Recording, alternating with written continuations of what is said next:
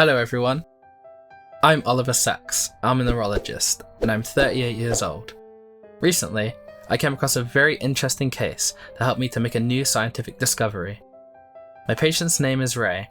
When he was 4, he was diagnosed with Tourette's syndrome. People with this syndrome demonstrate an excess of nervous energy and various convulsions, tics, twitches, cries, gestures, and so on. Tourette's syndrome has several forms.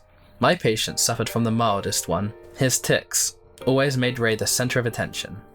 Despite this, his intelligence, wit, and strong personality helped him to successfully graduate and meet his wife who loves him dearly. However, he still wasn't living a normal life. I first saw him when he was 24 years old. His tics wouldn't leave him alone. For this reason, he had several times been fired from his jobs, only because of his tics, which did not in any way affect his performance.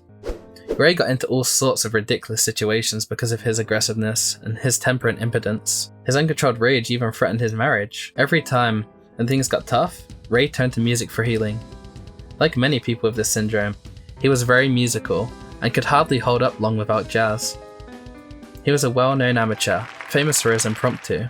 While playing the drums, his tics caused by the syndrome transformed into wonderful improvisations. The syndrome also explained his outstanding tennis playing abilities. His quick reactions and abruptness helped. His strikes were so unexpected and always caught his opponents cold. Ray was calm, only in 2 cases: when he was relaxing or sleeping after a tiring day, and when he found his own pace while swimming, singing, or working. For other people, Ray looked like an eccentric, cheerful, and easygoing person, but inside, for many years, he had hidden suffering and sorrow. Reducing dopamine activity in the blood is a solution in this case.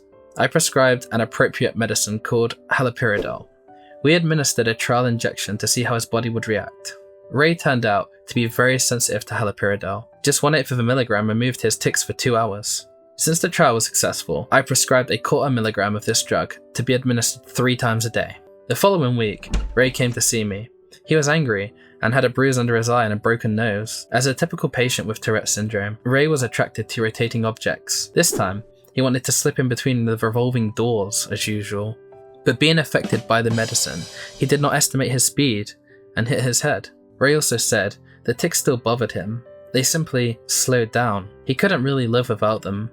It was hard for him to imagine his life without the syndrome. Ray even referred to himself in 3rd person. He called himself Witty Tic and Ticky Wit. He was so used to his witty, ticky remarks and his lifestyle that he could not imagine life without them. Then, before he took a medicine, I suggested that he undergo a 3-month therapy. I could prepare him for living life without Tourette's syndrome. He agreed. There were a lot of doubts, but eventually Ray saw the progress. He started taking medicines. Tics no longer bothered him. They disappeared completely.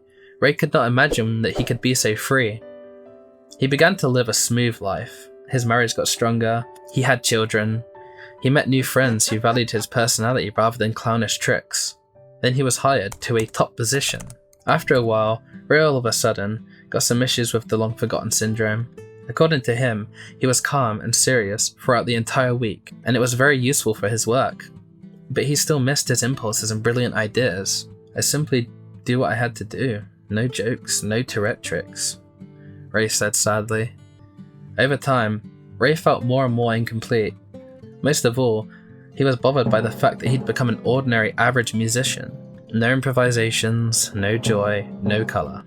He shared his concerns with me and decided to take the medicine on work days only, to be able to play the drums on weekends. And we got 2 Rays, a stable employee and a brilliant and cheerful improviser. Ray said life was easy for ordinary people. They could control themselves and keep balance. Those with Tourette's syndrome are a different animal. Their illnesses and medicines push them to extremes. But finding a balance is challenging. Ray managed to do it. His hard work and desire helped him to achieve a happy and fulfilling life. This means everybody can do it. Thanks for watching. Like the video and subscribe to the channel. Share in the comments what you think of this story.